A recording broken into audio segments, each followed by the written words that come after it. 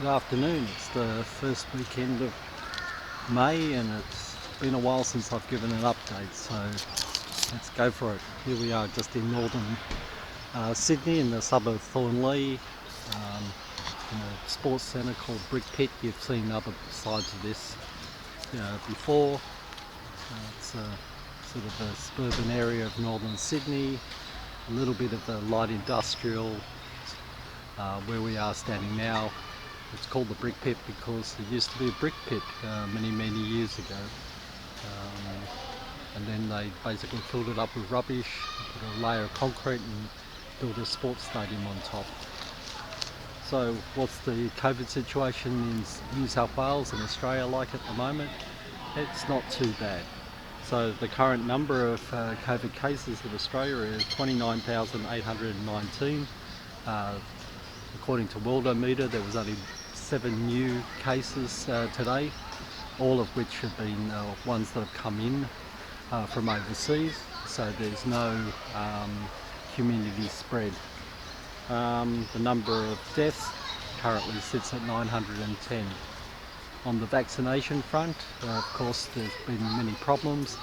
The government made promises for huge numbers to get it all done by the end of July, I think, were the dates talked about, but of course that's they're not going to make that. There's some bans from Europe and some problems with manufacturing the AstraZeneca in Australia. So where it stands at the moment, that was the last figure was about 2.2 million doses have been given. I don't know what that means from number of people, but that's 8.59 per 100 people. With the vaccine being rolled out from the end of February until now, so it's about 8 or 9 weeks. So yeah, I can't see it all happening before the end of the year at the current rate.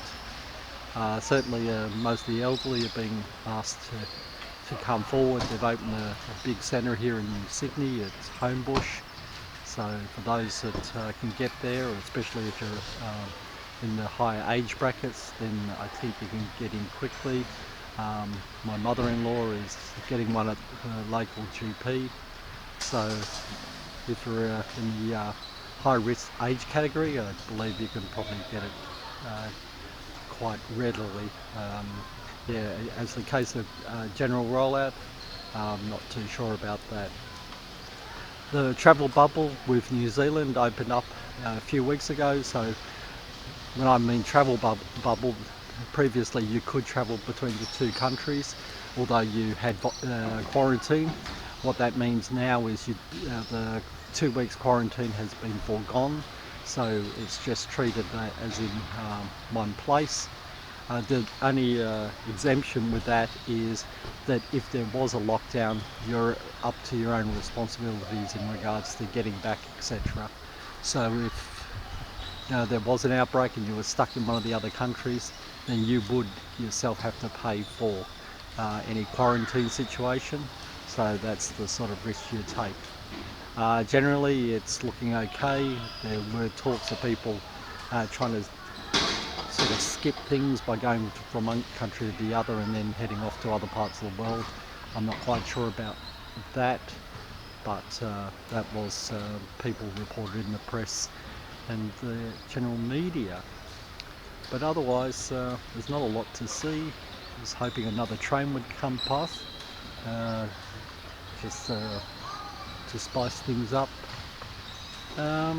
What else can we say?